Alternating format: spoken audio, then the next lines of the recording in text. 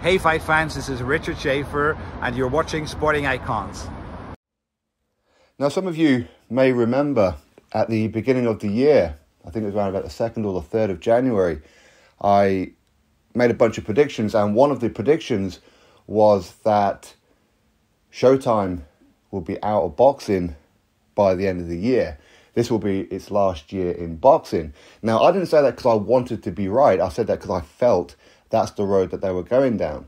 And for a little while after that, over the last 5 or 6 months, it looked like my prediction was way off, because they were starting to put on some good fight nights, like Crawford versus Spence and whatever else. And things were starting to turn around the corner. And I thought, okay, I'm definitely going to be wrong on this one. And some of you who remember that original video was giving me some kind of abuse. And fair play, right? If you get things wrong, then you deserve the abuse that you get. And that's kind of how I saw it. But with the recent news that, in fact, that is what's happening, that Showtime Sports, including Showtime Boxing, will be shutting down at the end of this year. So you've got about 2 months left of boxing on Showtime. And the head of Showtime Boxing, Stephen Espinoza, has put out a statement which said this: "The company's decision is not a reflection of the work we have done in recent years, nor of our long and proud history. Unfortunately, in a rapidly evolving media marketplace, the company has had to make difficult choices, allocating resources,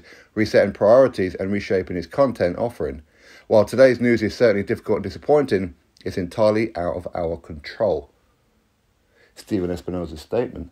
Now, for some reason, Stephen Espinoza has always been a PBC guy rather than a Showtime guy, where he's supposed to have been encouraging the PBC to put on certain fights that would interest boxing fans, not put everything behind a paywall.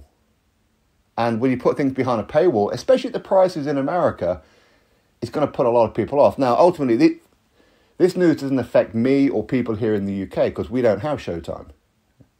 And it's not a coincidence that Fox Sports, they pulled out of PBC broadcasting for boxing. And now Paramount, via Showtime, have also done the same thing.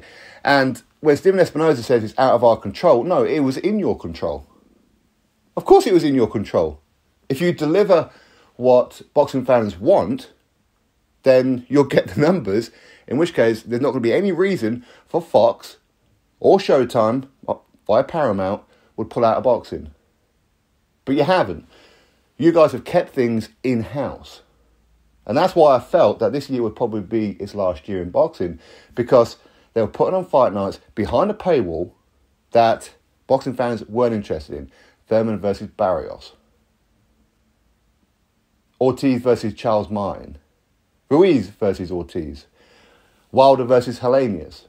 These kind of ones, Tank Davis fighting Cruz and whoever else, and Rolly Romero. Now, listen, it's all very fine having a Tank versus Ryan Garcia. Okay, that's cool. But I think Paramount realised, well, okay, so now that fight's done, well, what fights is Tank going to give us? Because he's not interested in a Lomachenko or a Devin Haney or anyone like that. He's not interested. So what is it that you expect us to do? Wilder needs a good opponent in his corner. He doesn't seem willing. And this seems to be the theme, that the PBC had this narrative and the fighters inside their stable don't want to fight anybody that's not on their quote-unquote side of the street. And again, it's going to be very interesting because Canelo Alvarez has got 2 fights left with PBC. 2 fights left. They're going to have to cough up. And I said at the beginning of the year as well, that if you're a PBC fighter, and if it's true what we're hearing, that Al Haymon doesn't pay all of his fighters their entirety of the purse, you need to be doing something about it. Because all he's got to do now is declare some kind of bankruptcy and you ain't going to get your money for a very, very long time. But hey, you know what? Nobody wanted to listen, and it is what it is. They felt that PBC was turning the corner, and I did too. But looks like it ain't. Now, there's rumours that Al Haymon is talking to Amazon Prime, and they're talking to DAZN as well. Now, DAZN would be the more desirable one, because DAZN is, firstly, a sports app. Amazon is not. So therefore, maybe we could have crossover fights in the sense of They're all going to be on the same network if they join DAZN, such as Matchroom, Golden Boy, and PBC. There's no reason in the world where you can't have fights against each other. None whatsoever. Now, could ESPN pick it up? So therefore you can have Top Rank and PBC under the same platform? That would be great too.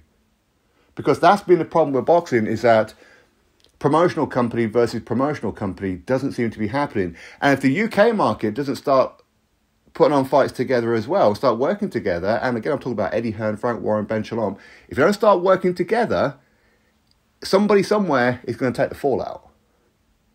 Because it's not sustainable. Boxing fans want to see certain fights, and most of the fights that boxing fans want to see involve fighters on different promotional networks.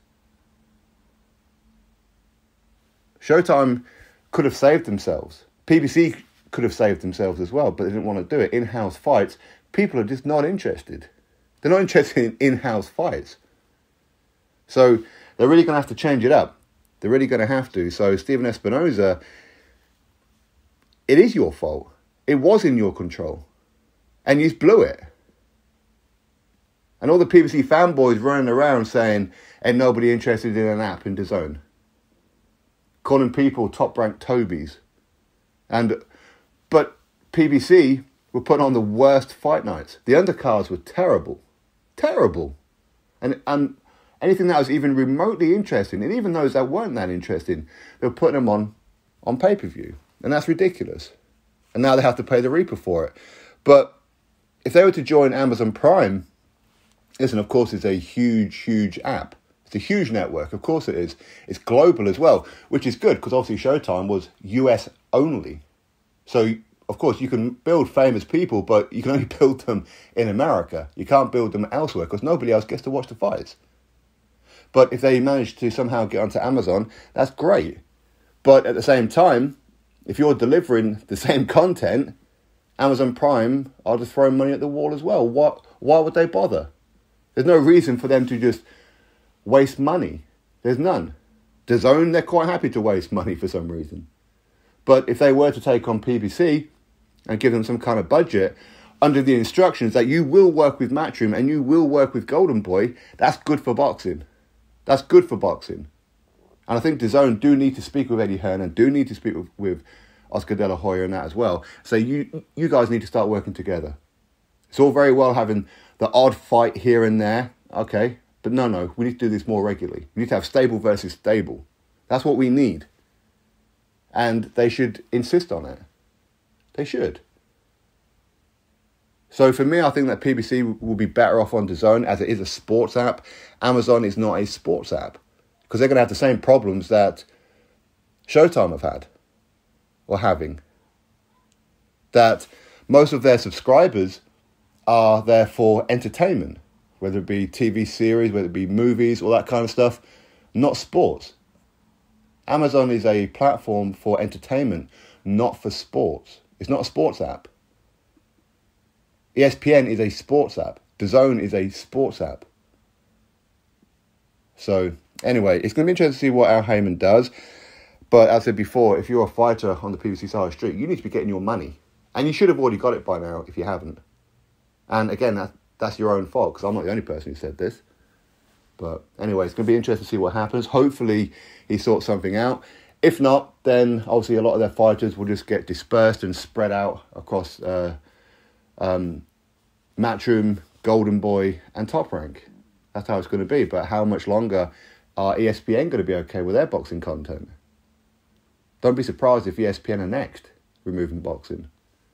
Hopefully not, right? But anyway, we'll have to wait and see what happens going forward. So best of luck to the PBC. Genuinely, I hope that they manage to find another broadcaster. That would be great. And learn from it. Learn from it. In-house fights is not acceptable. It's not acceptable. Drop your thoughts below. Click thumbs up, subscribe. Catch you next video.